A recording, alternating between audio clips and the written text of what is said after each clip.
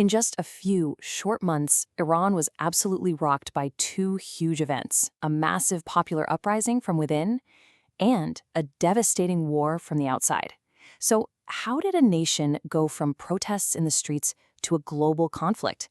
Well, let's break it all down. To really get the fire behind these protests, you just have to listen to the words of the protesters themselves.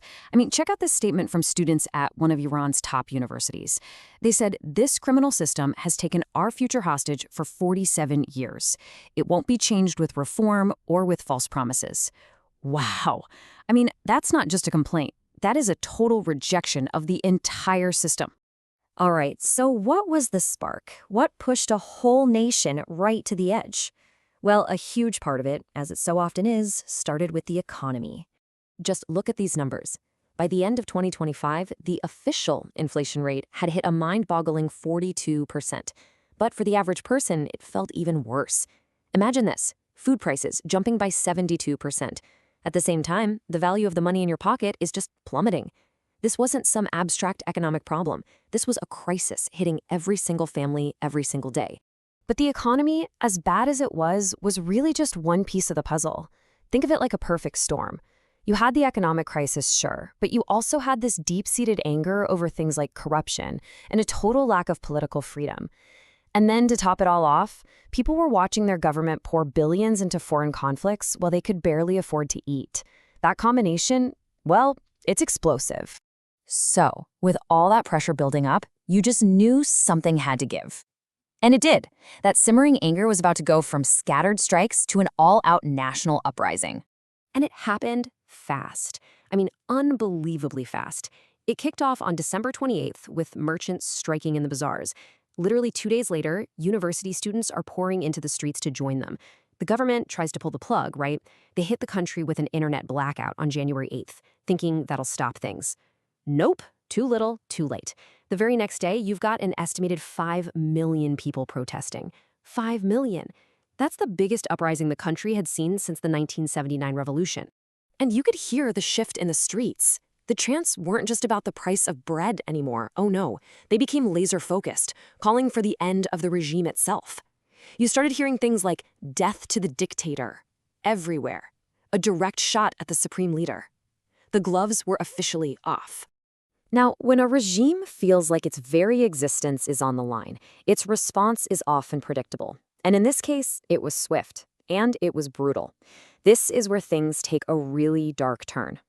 So back to that date, January 8th, the government flips a switch and cuts off the country. Almost no internet, no phone service. Now, this wasn't just to make it harder for protesters to organize. Think about it. It was about creating a black hole of information. It was about hiding what they were about to do from the eyes of the world. And under the cover of that digital darkness, the crackdown was just horrific. The numbers that started to leak out were, well, they're hard to comprehend. International media, trying to piece everything together, came up with a high-end estimate of 36,500 people killed. Most of them in just a matter of days. Of course, getting an exact number in that kind of chaos is pretty much impossible. The reports are all over the map. One US-based human rights group confirmed over 7,000 deaths. The Iranian government, they admitted to just over 3,100. That huge gap tells you a story in itself, right? It shows the chaos, and it shows that there was an information war happening right alongside the physical one. And there was zero ambiguity from the top. The supreme leader himself, Ali Khamenei, said on January 3rd, quote, "We will not yield to the enemy. The rioters must be put in their place." The enemy. Think about that language. He wasn't talking about disgruntled citizens. He was framing them as enemies of the state. And that justifies everything that followed. So the streets are being brutally suppressed. And just when you think the crisis might be contained, even in the most horrific way, bam, the whole thing goes international. A new chapter begins. Operation Epic Fury. Okay, so picture this. It's February 28th, 2026. Out of nowhere, in broad daylight, the United States and Israel launch a massive, coordinated military strike across Iran. In an instant, this crisis, which had been internal, just completely transformed overnight.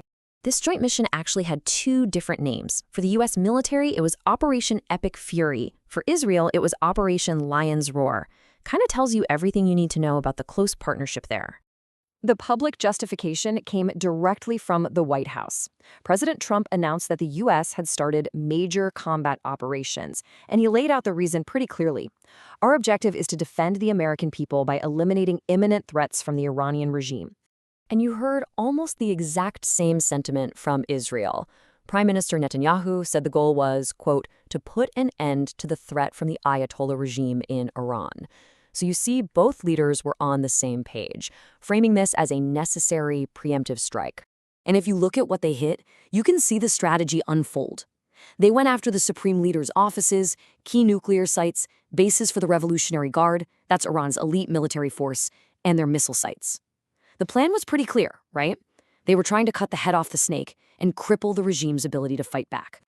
But you don't launch an attack like that without expecting a response. And that response was immediate. The conflict didn't stay inside Iran's borders for long. It exploded into a regional firestorm.